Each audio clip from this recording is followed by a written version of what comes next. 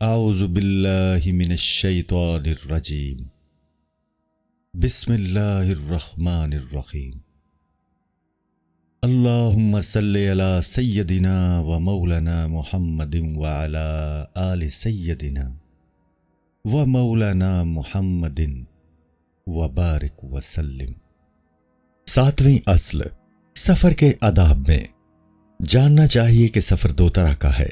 ایک باطن کا سفر اور ایک ظاہر کا سفر۔ باطن کا سفر دل کا سفر ہے جو آسمانوں اور زمین اور خدا تعالیٰ کی کاریگری کے عجائبات میں اور دین کے راستے کی منزلوں میں ہوتا ہے، اور مردوں کا سفر یہی ہے کہ جسم تو گھر میں بیٹھے ہوتے ہیں اور دل سے بہشت میں، جس کی کشادگی 7 آسمانوں اور زمین کی مقدار کے برابر ہے،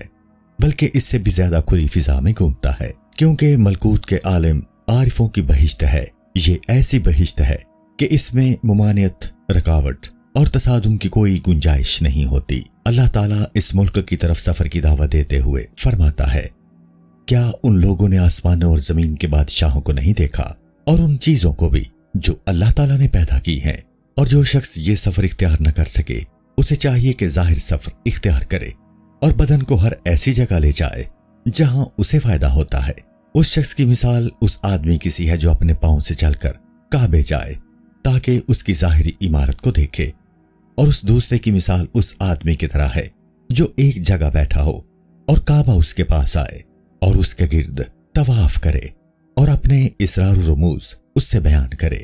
ان دونوں آدمیوں میں بڑا فرق ہے۔ اسی بات کو بیان کرتے ہوئے شیخ ابو سعید فرماتے تھے کہ نامرد لوگوں کے تو پاؤں میں آپ لپٹ گئے ہیں اور مردوں کی سرینوں میں۔ اس کتاب میں ظاہری سفر کے آداب 2 بابوں میں بیان کرتے ہیں، کیونکہ باطنی سفر کی شرح بڑی دقیق اور باریک ہے، یہ کتاب اس کی شرح کی متحمل نہیں ہو سکتی۔ باب اول سفر کی نیت اور اس کے اقسام و آداب کے بیان میں، دوسرا باب سفر کے علم اور اس میں رخصت کے بیان میں، باب اول نیت سفر اور اس کے انواع و آداب کا بیان۔ فصل اول اقسام سفر کے بیان میں، سفر 5 طرح کا ہوتا ہے۔ قسم اول، علم کی تلاش میں سفر کرنا۔ یہ سفر فرض ہے، جبکہ علم کا سیکھنا فرض یا سنت ہو۔ جس علم کا حاصل کرنا سنت ہوتا ہے، اس کے لیے سفر 3 طرح کا ہوتا ہے۔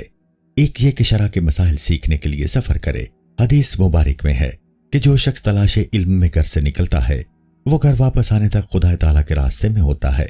حدیث میں ہے کہ اس طالب علم کے پاؤں کے نیچے فرشتے اپنے پر بچھاتے ہیں۔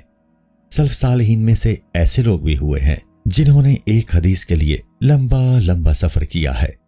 حضرت شبیر رحمت اللہ علیہ فرماتے ہیں، جو شخص شام سے یمن تک کا سفر کرے صرف ایک کلمہ سیکھنے کے لیے جو اس کے دین میں فائدہ مند ہو، اور جو علم کے بندے کو دنیا سے آخرت کی طرف اور حص سے قناعت کی طرف، ریا سے اخلاق کی طرف اور مخلوق سے ڈرنے کی بجائے خالق سے ڈرنے کی طرف راغب نہ کرے، وہ نقصان اور خسارے کا موجب ہے۔ علم سنت کے لیے سفر کی دوسری وجہ یہ ہے کہ سفر اپنی ذات اور اپنے اخلاص کو پہچاننے کے لیے ہو، تاکہ اپنی صفات مذمومہ کے علاج میں مصروف ہو سکے۔ اس غرض کے لیے سفر کرنا بھی بڑا ضروری ہے، کیونکہ انسان جب تک گھر میں ہی رہتا ہے اور اس کے کام اس کی منشا و مراد کے مطابق ہوتے رہتے ہیں، وہ اپنے آپ کو نیک گمان کرتا ہے۔ سفر اختیار کرنے سے اس کے باطنی اخلاق سے پردہ ہٹ جاتا ہے، اور ایسے حالات پیش آتے ہیں کہ اپنی کمزوری، بدخوئی اور اپنے عجز و بے بسی کو پہچان لیتا ہے، اور جب علت اور مرض معلوم ہوتا ہے تو انسان اس کے علاج کے لیے بھی تیار ہو جاتا ہے۔ اور جس نے سفر کی صعوبتیں برداشت نہیں کی ہوتی، وہ بہت سے اہم کاموں سے رہ جاتا ہے۔ حضرت بشر حافظ رحمت اللہ علیہ فرمایا کرتے تھے کہ اے گروہ علماء، سفر کی دقتیں برداشت کرو تاکہ پاک ہو سکو، کیونکہ جو پانی ایک جگہ کھڑا رہتا ہے گندا ہو جاتا ہے۔ تیسری وجہ یہ ہے کہ اس لیے سفر اختیار کرے تاکہ خشکی اور تری کو، پہاڑوں، بیابانوں اور مختلف ممالک میں پھیلی ہوئی خدا تعالیٰ کی صنعتوں اور قدرتوں کو دیکھے، اور حیوانات، نباتات وغیرہ اطراف عالم میں پائی جانے والی عجیب مخلوقات کو پہچانے، اور جانے کہ سب اپنے خالق کی تسبیح و تقدیس میں رطب اللسان ہیں اور اس کے وحدہ لا شریک ہونے کی گواہی دے رہے ہیں۔ اور جس خوش قسمت انسان کی وہ آنکھ کھل چکی ہو جس سے وہ جمادات کی باتیں جو نہ حرف رکھتی ہیں نہ آواز سن سکے، اور خط خداوندی جو تمام موجودات کے چہرہ پر لکھا ہوا ہے، جو نہ حرف ہے اور نہ تحریر ہے کہ پڑھ سکے اور ان سے اسرار مملکت کی شناخت کر سکے، تو اس کی حاجت نہیں کہ جہاں کے گرد طواف کرتا پھرے، بلکہ وہ ملکوت آسمانی پر نگاہ ڈالے جو دن رات اس کے گرد طواف کر رہے ہیں اور اپنے عجائبات کے اسرار و رموز اس سے بیان کر رہے ہیں اور پکار رہے ہیں کہ آسمانوں اور زمین میں کتنی ہی نشانیاں ہیں جن پر سے وہ گزرتے ہیں، مگر ان کی طرف توجہ نہیں کرتے، بلکہ اگر کوئی شخص صرف اپنی پیدائش اور اپنے اعضاء و صفات پر نگاہ ڈالے تو ساری عمر اپنے آپ کو ہی عجائب و غرائب کی نظارہ گاہ بنا لے، مگر یہ بات اس وقت حاصل ہوتی ہے جب ظاہری نگاہ سے گزر کر دل کی آنکھ کھول کر دیکھے۔ ایک بزرگ فرماتے ہیں، لوگ کہتے ہیں کہ اپنی آنکھیں کھولو تاکہ عجائبات قدرت تم کو نظر آئیں۔ دونوں باتیں حق اور درست ہیں، کیونکہ منزل اول یہ ہے کہ اپنی ظاہری آنکھ کھولے اور ظاہری عجائبات کا نظارہ کرے، اس کے بعد دوسری منزل میں داخل ہوگا جس میں باطنی عجائبات کو دیکھے گا، اور ظاہری عالم کے عجائبات کی تو حد اور انتہا ہے، کیونکہ اس کا اجسام سے تعلق ہے اور وہ متنا ہی ہے، مگر عالم باطن کے عجائبات کی کوئی حد و انتہا نہیں ہے، کیونکہ اس کا تعلق ارواح و حقائق سے ہے اور حقائق کی کوئی انتہا نہیں، اور ہر صورت کی ایک حقیقت اور روح ہے۔ صورت کو دیکھنے چشم ظاہر کا کام ہے اور حقیقت کا معائنہ کرنا چشم باطن کو نصیب ہوتا ہے، اور صورت انتہائی مختصر چیز ہے۔ اس کی مثال یہ ہے کہ کوئی شخص زبان کو دیکھ کر گمان کرے جو کہ گوشت کا چھوٹا سا ٹکڑا ہے، اور دل کو دیکھ کر خیال کرے کہ سیاہ خون کا ایک ٹکڑا ہے، تو خیال کرو کہ ظاہری آنکھ کا زبان اور دل کی حقیقت کے سامنے کس قدر تھوڑا حصہ ہے۔ تمام اجزاء کی اور ذرات عالم کی نوعیت ایسی ہی ہے کہ ظاہر میں مختصر دکھائی دیتے ہیں، مگر ان کی حقیقت کی کوئی انتہا نہیں، اور جس شخص کو صرف ظاہری آنکھ ہی ملی ہے اس کا مرتبہ گائے بھینس کے مرتبے کے قریب ہے۔ ہاں، اتنی بات ضرور ہے کہ بعض چیزوں میں ظاہری آنکھ کی چابی ہے، اسی وجہ سے تخلیق کائنات کے عجائب دیکھنے کے لیے سفر کرنا خالی از فائدہ نہیں۔ دوسری قسم عبادت کے لیے سفر کرنا، جیسے حج بیت اللہ، جہاد، قبور انبیاء، اولیاء، صحابہ اور تابعین کی زیارت کے لیے سفر، بلکہ علماء اور بزرگان دین کی زیارت کرنا اور ان کے چہروں کو دیکھنا بھی عبادت ہے، اور ان کی دعاؤں کی برکات حاصل کرنا بڑے درجے کی چیز ہے۔ ان کے مشاہدے اور ان کی زیارت کی برکات میں سے ایک یہ ہے کہ ان کی اتباع اور اقتدار کی رغبت دل میں پیدا ہوتی ہے، لہٰذا ان کا دیدار بھی عبادت ہے۔ عبادات کے مختلف شعبے ہیں، جب اہل اللہ کی صحبت اور ان کے ارشادات بندے کے ساتھی بن جاتے ہیں تو عبادت کے مختلف فوائد کئی گنا بڑھ جاتے ہیں، اور اس نیت و ارادہ کے تحت بزرگوں کے مقامات و مزارات کی زیارت کرنا بھی روا اور درست ہے، اور وہ جو رسول اللہ صلی اللہ علیہ وآلہ وسلم نے فرمایا ہے کہ نہ کجاوے کسب سفر اختیار کرو مگر 3 مسجدوں کے لیے، یعنی مسجد خانہ کعبہ، مسجد مدینہ منورہ اور مسجد بیت المقدس۔ آپ کا ارشاد مبارک دراصل اس امر کی دلیل ہے کہ صرف بعض جگہوں اور مسجدوں کو متبرک نہ جانو، کیونکہ اس امر میں سب برابر و مساوی ہیں ماں سوائے ان 3 مذکورہ مساجد کے،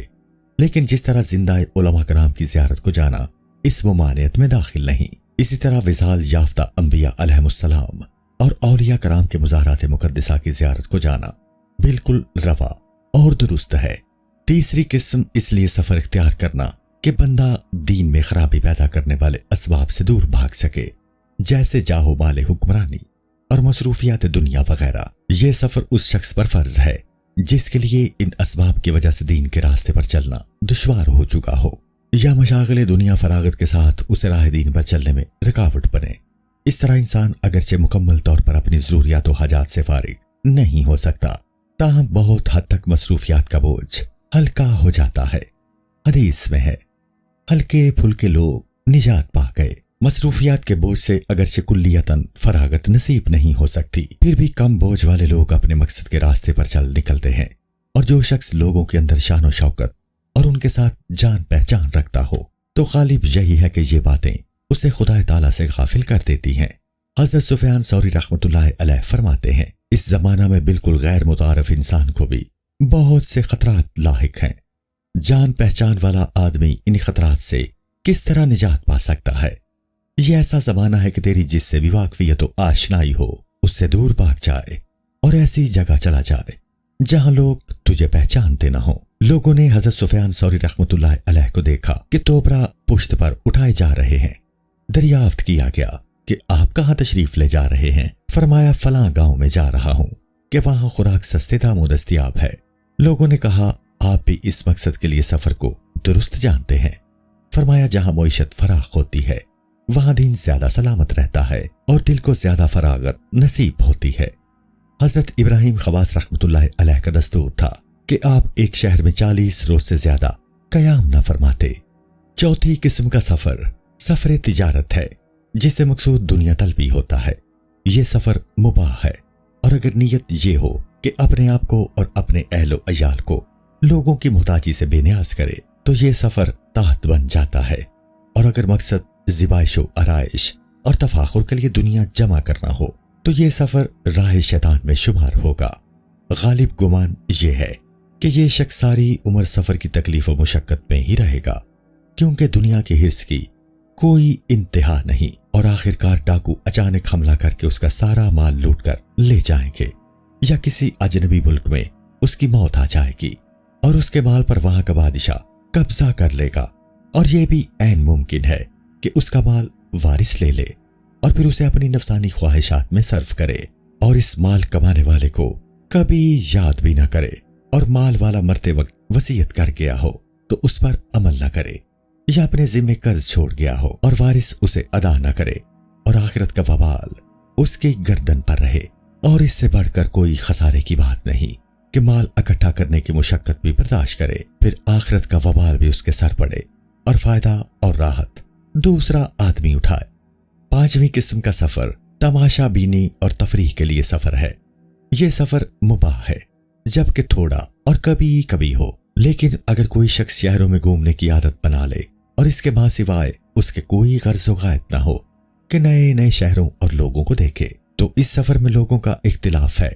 ایک گروہ علماء کا خیال ہے کہ یہ بھی مقصد اپنے آپ کو رنج و تکلیف میں مبتلا کرنا ہے، جو نہیں چاہیے، اور ہمارے نزدیک یہ سفر حرام نہیں ہے،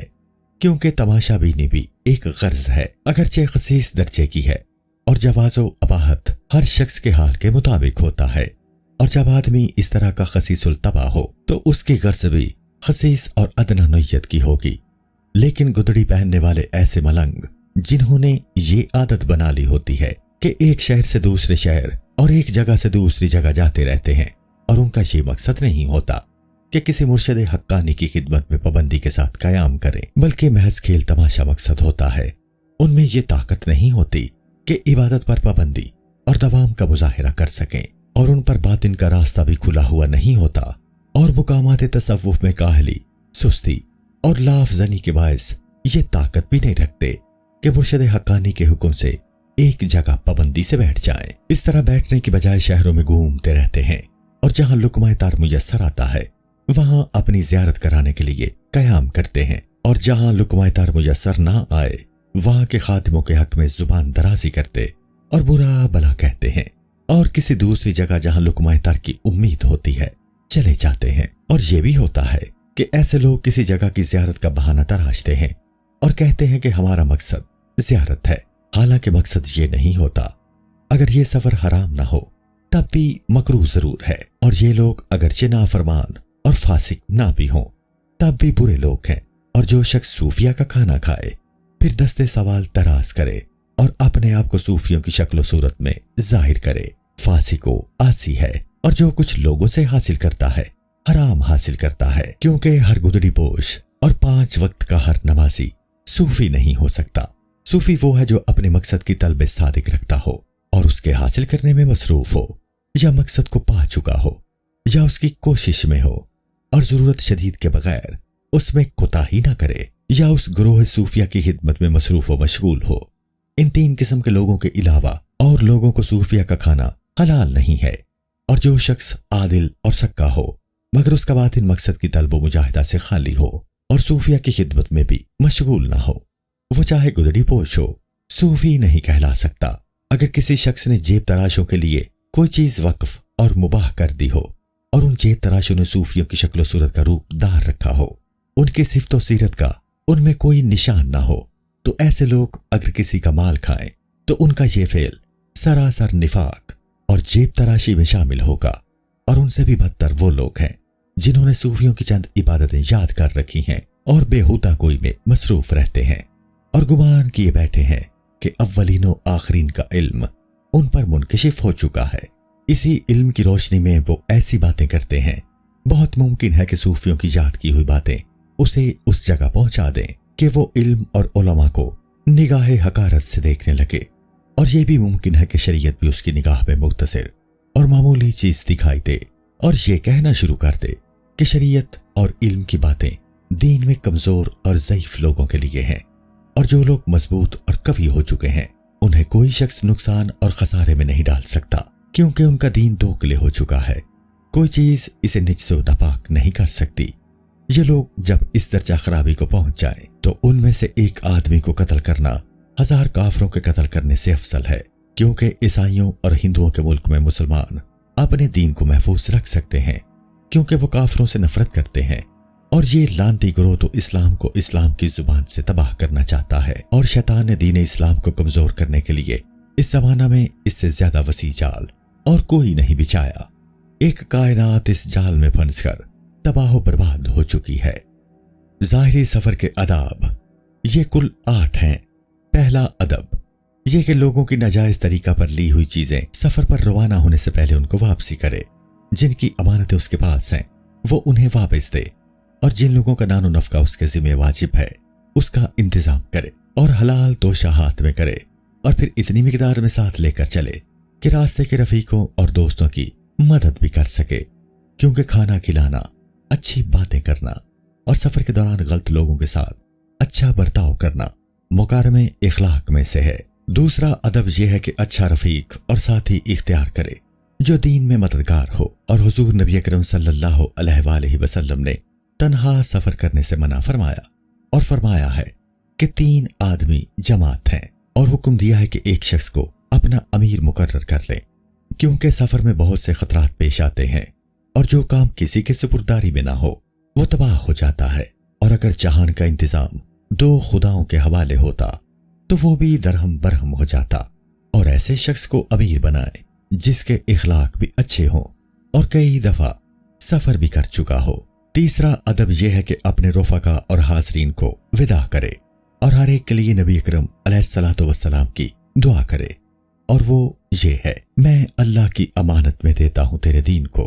اور تیری امانت کو، اور تیرے عمل کے خاتمے کو۔ اور رسول اکرم صلی اللہ علیہ وآلہ وسلم کی عادت مبارک تھی کہ جب کوئی شخص آپ کے پاس سے سفر پر روانہ ہوتا تو آپ اس کے لیے مندرجہ ذیل دعا فرماتے: اللہ تعالیٰ تجھے پرہیزگاری کا توشہ عطا کرے اور تیرے گناہ کو بخشے،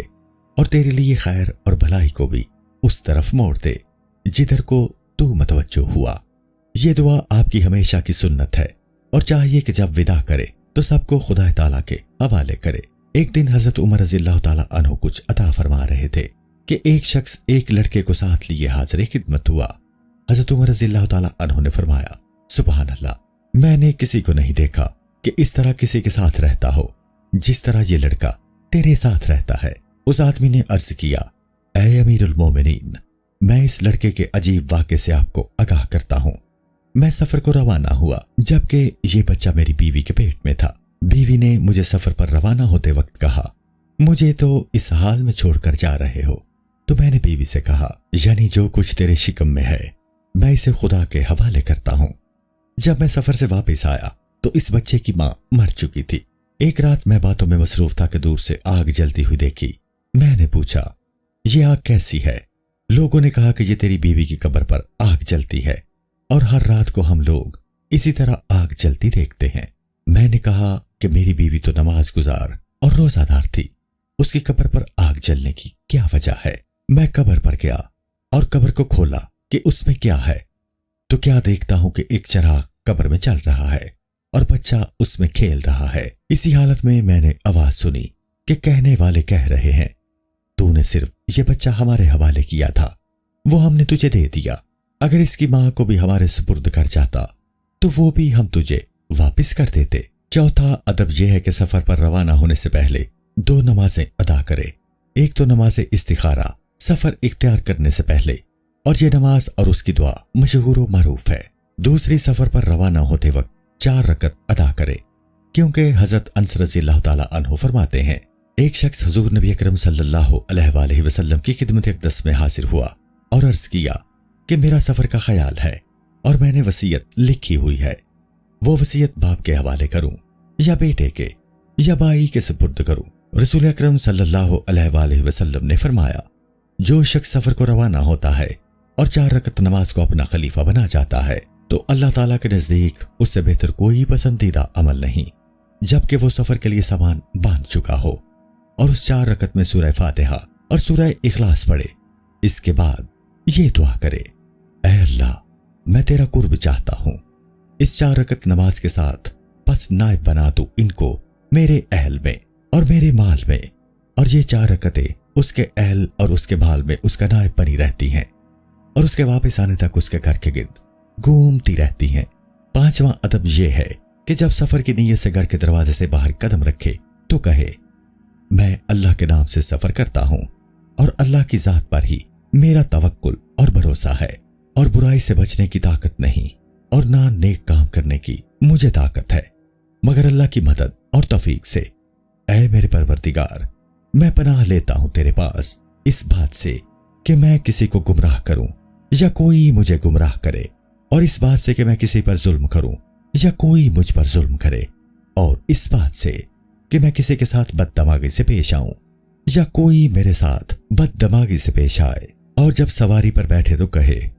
पाक है अल्लाह के लिए जिसने इस सवारी को हमारे ताबे कर दिया, हम उसको ताबे करने की ताकत नहीं रखते और हम लोग अपने परवरदिगार की तरफ ही लौटने वाले हैं। 6वां अदब यह है कि कोशिश करे कि सफर जुमेरात के दिन सुबह के वक्त इख्तियार करे, क्योंकि हुजूर नबी अकरम सल्लल्लाहु अलैहि वसल्लम सफर का आगाज जुमेरात के दिन करते थे। और हजरत इब्ने अब्बास रज़ियल्लाहु ताला अन्हु फरमाते हैं कि जो आदमी सफर पर जाना चाहे या किसी से कोई मकसद हासिल करना चाहे तो चाहिए कि सुबह के वक्त करे, क्योंकि हुजूर नबी करीम सल्लल्लाहु अलैहि वसल्लम ने दुआ फरमाई है कि ऐ अल्लाह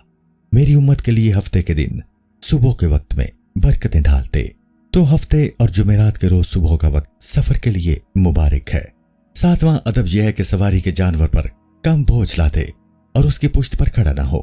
यानी सवारी का जानवर खड़ा करके उसकी पुश्त पर बैठे हुए किसी के साथ बातों में मसरूफ ना हो जाए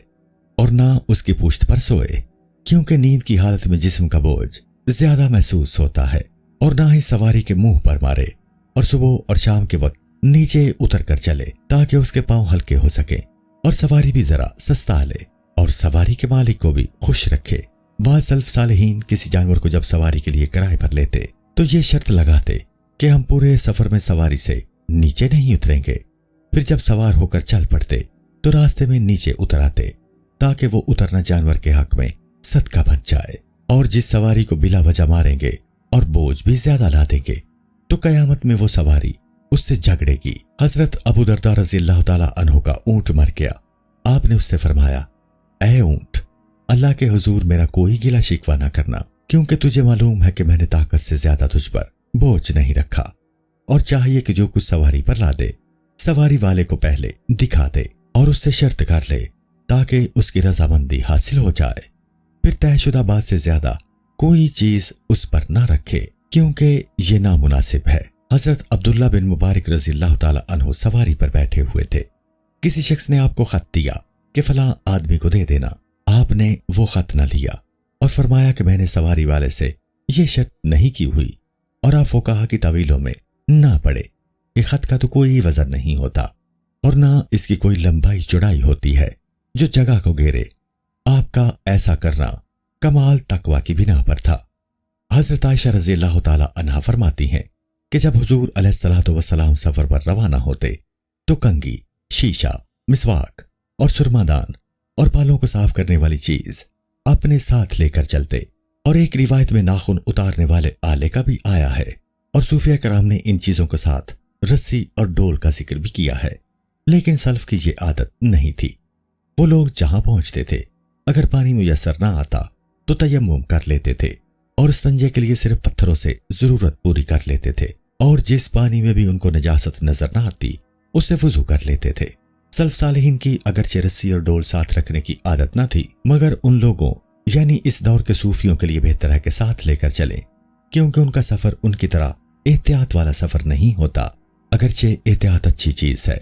سلف صالحین کا زیادہ تر سفر غزوہ و جہاد اور بڑے بڑے کاموں کے لیے ہوتا تھا، ان کے لیے اس طرح کی احتیاط کرنا مشکل ہوتا تھا۔ 8واں ادب یہ ہے کہ جب حضور نبی کریم صلی اللہ علیہ وآلہ وسلم سفر سے واپس تشریف لاتے اور مدینہ منورہ پر آپ کی نگاہ پڑتی تو فرماتے، اے اللہ، اس شہر کو ہمارے لیے جائے قرار بنا اور ہمیں عمدہ رزق عطا فرما۔ پھر کسی شخص کو اپنے آگے گھر روانہ فرماتے اور بلا اطلاع اور اچانک گھر پہنچنے سے منع فرماتے۔ 2 آدمیوں نے اس ممانعت کی خلاف ورزی کی اور اچانک اپنے گھروں میں داخل ہوئے تو دونوں نے اپنے اپنے گھروں میں ایسی ناپسندیدہ حالت دیکھی جس سے ان کو دکھ ہوا، اور جب آپ سفر سے واپس تشریف لاتے تو پہلے مسجد میں تشریف لے جاتے اور 2 رکعت نماز ادا فرماتے، اور جب گھر کی طرف روانہ ہوتے تو فرماتے، ہم لوگ اپنے رب کے حضور بار بار ایسی خالص توبہ کرتے ہیں جو ہمارے تمام گناہوں کو مٹا دے، اور اپنے اہل خانہ کے لیے کچھ نہ کچھ تحفہ لانا سنت موقدہ ہے۔ حدیث پاک میں وارد ہے، اگر کچھ بھی ساتھ نہ لائے تو تھیلے میں پتھر ہی ڈال کر لے آئے، اور اس سنت کی تاکید کی ایک مثال ہے۔ یہ ہیں ظاہری سفر کے آداب۔ باطنی سفر میں خواص کے آداب یہ ہیں کہ یہ حضرات اس وقت تک سفر اختیار نہ کرتے جب تک یہ نہ جان لیں کہ سفر ان کے لیے دین کی ترقی کا ذریعہ بنے گا، اور جب راستے میں اپنے دل کے اندر کوئی نقص یا عیب محسوس کرتے ہیں تو واپس لوٹ کر آ جاتے ہیں، اور سفر کو جاتے وقت نیت کرتے ہیں کہ جس شہر میں بھی جائیں گے وہاں کے بزرگوں کے مزارات کی زیارت کریں گے، اور وہاں کے بزرگوں کو تلاش کر کے ان سے استفادہ کریں گے، اور یہ بات نہیں کہتے کہ ہم نے مشائخ کو دیکھا ہوا ہے اور ہم کو ان سے ملنے کی ضرورت نہیں، اور کسی شہر میں بھی 10 دن سے زیادہ قیام نہیں کرتے، ماں سوائے اس کے کہ کوئی شیخ و بزرگ مقصد کے تحت زیادہ دن ٹھہرنے کا اشارہ کرے، اور اگر کسی بھائی کی زیارت کو جائے تو اس کے پاس 3 دن سے زیادہ قیام نہ کرے کہ مہمانی کی حد اسی قدر ہے۔ ہاں، اگر وہ جانے سے رنجیدہ ہو تو زیادہ دن قیام کر سکتا ہے، اور جب کسی پیر حقانی کے پاس جائے تو 1 دن رات سے زیادہ نہ ٹھہرے، جبکہ مقصود صرف اس کی زیارت ہو۔ اس سے پہلے کسی اور کام کو شروع نہ کرے، اور جب تک وہ نہ کہے بات چیت شروع نہ کرے، اور اگر وہ کسی بات کے متعلق پوچھے تو صرف جواب تک بات کرے، اور اگر کوئی سوال کرنا چاہے تو پہلے اس سے اجازت طلب کرے، اور اس شہر میں عیش و عشرت میں نہ بڑھ جائے تاکہ زیارت کا ثواب باقی رہے، اور راستے میں ذکر و تسبیح میں مشغول رہے، اور چپکے قرآن مجید بھی اس طرح پڑھتا رہے کہ کوئی نہ سنے، اور جب کوئی اس سے بات کرے تو اس کے جواب دینے کو تسبیح سے زیادہ اہم خیال کرے، اور اگر گھر میں ہی ایسی چیز میں مشغول ہو تو سفر اختیار نہ کرے جس کے لیے سفر اختیار کرنا چاہتا ہے، کیونکہ یہ نعمت کی ناشکری ہے۔ دوسرا ادب اس علم کے بیان میں جو مسافر کے لیے سفر پر جانے سے پہلے سیکھنا چاہیے۔ سفر اختیار کرنے والے کے لیے ضروری ہے کہ سفر کی رخصتوں کا علم حاصل کرے، اگرچہ اس کا ارادہ یہی ہو کہ رخصت پر عمل نہیں کرے گا، پھر بھی رخصت کا علم ہونا چاہیے، کیونکہ بسا اوقات رخصت کی ضرورت پڑ جاتی ہے، اور قبلے اور وقت نماز کا علم بھی سیکھنا چاہیے۔ اور سفر میں طہارت کے اندر 2 رخصتیں ہیں، موزے کا مسح اور تیمم، اور نماز میں قصر اور جمعہ اور سواری پر ہی نماز سنت ادا کرنا اور چلتے ہوئے نماز پڑھنا، اور روزے میں 1 رخصت ہے اور وہ روزہ نہ رکھنا ہے، اور یہ 7 رخصتیں بنتی ہیں۔ رخصت اول، موزے کا مسح، جس آدمی نے پورا وضو کر کے موزہ پہنا ہو پھر بے وضو ہو جائے تو اس کے لیے موزے کا مسح کرنا جائز ہے۔ بے وضو ہونے کے وقت سے 3 دن رات تک مسح کے ساتھ نماز ادا کرنا جائز ہے، اور اگر گھر میں ہی ہو تو 1 دن رات۔ لیکن مسح موزہ کے لیے 5 شرطیں ہیں۔ پہلی شرط یہ ہے کہ پورا وضو کر کے موزہ پہنے۔ اگر 1 پاؤں دھو کر 1 موزہ پہن لے، دوسرا پاؤں دھونے سے پہلے، تو یہ امام شافعی رحمۃ اللہ تعالی علیہ کے نزدیک درست نہیں ہے۔ بس جب 1 پاؤں دھو کر موزہ پہن لیا تو چاہیے کہ موزے سے پہلے پاؤں باہر نکالے اور پہنے۔ دوسری شرط یہ ہے کہ موزہ ایسا ہو کہ اسے پہن کر عادت کے مطابق کچھ نہ کچھ چل سکتا ہو، اور اگر چمڑے کا نہ ہو تو درست نہیں ہے۔ تیسری شرط یہ ہے کہ موزہ ٹخنے تک ہو، یعنی ٹخنا بھی چھپ جائے۔ اگر پاؤں کے حصے میں موزے میں کوئی خلل یا سوراخ پیدا ہو جائے تو امام شافعی رحمۃ اللہ تعالی علیہ کے نزدیک اس کا مسح کرنا درست نہیں۔ اور امام مالک رحمۃ اللہ علیہ کے نزدیک یہ ہے کہ اگرچہ موزہ پھٹا ہوا ہو، جب اسے پہن کر چلنا درست ہو تو اس پر مسح جائز ہے، اور یہ امام شافعی کا قول قدیم ہے، اور ہمارے نزدیک یہی قول زیادہ بہتر ہے، کیونکہ راستے میں موزہ کا پھٹ جانے کے واقعات زیادہ پیش آتے ہیں اور ہر وقت اس کا سینا ممکن نہیں ہوتا۔ چوتھی شرط یہ ہے کہ موزہ پہننے کے بعد پاؤں موزے سے باہر نہ نکالے، اور جب باہر نکال لیا تو بہتر یہ ہے کہ نئے سرے سے وضو کرے، اور اگر پاؤں کے دھونے میں اختصار کیا تو ظاہر مذہب یہی ہے کہ ایسا کرنا جائز ہے۔ اختصار سے مراد 3 بار سے کم دھونا ہے۔ پانچویں شرط یہ ہے کہ مسح پنڈلی تک نہ کرے بلکہ قدم کے حصے پر ہی کرے، اور پاؤں کی پشت پر کرنا بہتر ہے، اور اگر ایک ہی انگلی سے مسح کر لے تو بھی کافی ہے، اور 3 انگلیوں سے بہتر ہے، اور ایک بار سے زیادہ مسح نہ کرے، اور جب سفر پر جانے سے پہلے مسح کر لیا تو ایک دن رات پر ہی مسح کی حد ٹھہرائے، اور سنت یہ ہے کہ پاؤں میں موزہ پہننے سے پہلے اسے الٹا کر جھاڑ لے، کیونکہ حضور صلی اللہ علیہ وآلہ وسلم نے ایک پاؤں میں موزہ پہنا، ایک پرندے نے آپ کے دوسرے موزے کو اٹھایا اور ہوا میں لے گیا، اور جب اسے زمین پر پھینکا تو اس سے سانپ نکلا۔ اس پر رسول اکرم صلی اللہ علیہ وآلہ وسلم نے فرمایا ہے، جو شخص خدا تعالیٰ اور قیامت کے دن پر ایمان رکھتا ہے اسے چاہیے کہ جھاڑنے سے پہلے موزہ پاؤں میں نہ پہنے۔ دوسری رخصت تیمم ہے، اور اس کی تفصیل ہم طہارت کے اصل میں بیان کر چکے ہیں، اس لیے دوبارہ بیان نہیں کرتے تاکہ مضمون لمبا نہ ہو جائے۔ تیسری رخصت یہ ہے کہ ہر فرض نماز جو 4 رکعت ہے 2 رکعت ادا کرے، مگر اس کے لیے 4 شرطیں ہیں۔ پہلی شرط یہ ہے کہ نماز وقت میں ادا کرے، اگر قضا ہو جائے تو صحیح مسئلہ یہ ہے کہ قصر نہ کرے۔ دوسری شرط یہ ہے کہ قصر کی نیت کرے، اگر پوری نماز کی نیت کی یا شک واقع ہو گیا کہ پوری نماز کی نیت کی ہے یا نہیں تو لازم ہے کہ 4 رکعت پوری پڑھے۔ تیسری شرط یہ ہے کہ اس آدمی کی ابتدا میں نماز ادا نہ کر رہا ہو جس نے 4 پوری پڑھنی ہے، اور اگر اس کی ابتدا میں نماز پڑھے تو 4 پوری کرنا ضروری ہے، بلکہ اگر گمان ہو کہ امام معتمر ہے اور وہ پوری 4 پڑھے گا، یا وہ شک میں ہو تو اس صورت میں بھی پوری 4 پڑھنا ضروری ہے، کیونکہ مسافر دوران نماز اصل حقیقت کو نہیں جان سکتا، لیکن جب جانتا ہو کہ امام مسافر ہے مگر شک ہو کہ امام قصر کرے گا یا نہیں تو اس کے لیے قصر کرنا جائز ہے، اگرچہ امام قصر نہ کرے، کیونکہ نیت پوشیدہ چیز ہے اور اس کا جاننا کوئی شرط نہیں۔ چوتھی شرط یہ ہے کہ سفر لمبا اور مباح ہو، اور مفرور غلام کا سفر، اور ڈاکو کا سفر، اور حرام روزی تلاش کرنے والے کا سفر، اور ماں باپ کی اجازت کے بغیر گھر سے نکلنے والے کا سفر حرام ہے۔ اسی طرح اس آدمی کا سفر جو قرض مانگنے والے سے بھاگا ہوا ہو حالانکہ وہ قرض ادا کر سکتا ہو۔ مختصر یہ کہ وہ سفر جو کسی ایسی قرض کے لیے ہو جو حرام اور منع ہو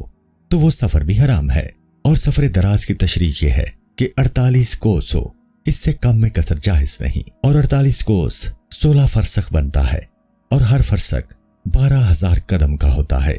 اور سفر کی ابتدا شہر کی عمارتوں سے نکلنے کے ساتھ ہو جاتی ہے، اگرچہ اس شہر کے خزانے اور باغات سے باہر نہ نکلا ہو، اور سفر کی انتہا اپنے وطن کی عمارت میں نیچے آنے پر ہوتی ہے، یا کسی دوسرے شہر میں 3 دن یا 3 سے زیادہ ٹھہرنے کا ارادہ کر لے، اور اگر ٹھہرنے کا ارادہ نہ کرے مگر کام کاج کی مصروفیات کے باعث رکا رہے اور نہ ہی جانتا ہو کہ کب کام سے فارغ ہوگا اور ہر روز چلے جانے کی امید ہے، اس شہر میں اگرچہ 3 دن سے بھی زیادہ وقت گزار لے تو قصر کرنا جائز ہے،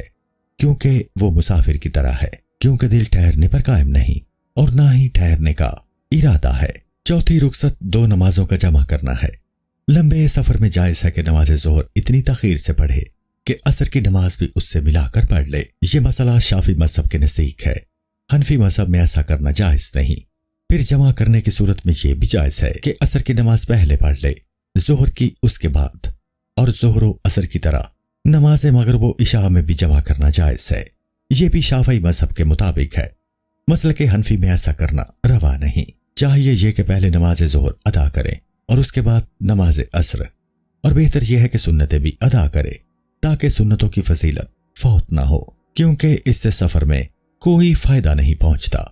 کیونکہ سنتیں ادا کرنے میں کچھ زیادہ وقت صرف نہیں ہوتا، لیکن سنت ادا کرنے میں یہ سہولت شرعن حاصل ہے کہ سواری کی پشت پر بھی ادا کر لے یا چلتے ہوئے ادا کر لے۔ اور سنتوں کی ترتیب یہ ہے کہ پہلے ظہر کی 4 سنتیں ادا کرے، پھر عصر کی 4 سنتیں ادا کرے، پھر اذان اور اقامت کے ساتھ نماز ظہر ادا کرے۔ اس کے بعد اقامت کہہ کر عصر کی فرض ادا کرے، اور اگر تیمم کیا ہو تو دوبارہ تیمم کرے، دوسری فرض نماز ادا کرے، اور دونوں نمازوں کے درمیان تیمم اور اقامت سے پہلے وقت نہ گزرنے دے۔ پھر ظہر اور عصر کے فرض ادا کرنے کے بعد ظہر کی سنتیں ادا کرے، اور جب ظہر کو عصر تک مؤخر کرے تو بھی ایسا کرے۔ اور اگر نماز عصر ادا کرنے کے بعد سورج غروب ہونے سے پہلے شہر پہنچ جائے تو نماز عصر دوبارہ پڑھنے کی ضرورت نہیں ہے۔ اور مغرب و عشاء کی نماز کا حکم بھی یہ ہے، اور ایک قول کے مطابق چھوٹے سفر میں جمعہ ادا کرنا بھی جائز ہے۔ پانچویں رخصت یہ ہے کہ جس طرح سنت نماز سواری کی پشت پر ادا کرنا جائز ہے، اسی طرح اس میں قبلہ کی طرف رخ کرنا بھی ضروری نہیں، بلکہ راستہ ہی قبلے کا بدل ہے۔ اگر ارادتاً بلا وجہ سواری کو راستے سے قبلہ کے علاوہ کسی اور طرف موڑے گا تو نماز باطل ہو جائے گی، اور اگر سہون ایسا ہو جائے یا جانور چارہ چرنے میں مصروف ہو جائے تو کوئی حرج نہیں، اور رکوع و سجود اشارہ سے کرے اور پشت کو خم کرے، سجدہ میں پشت زیادہ خم کرے،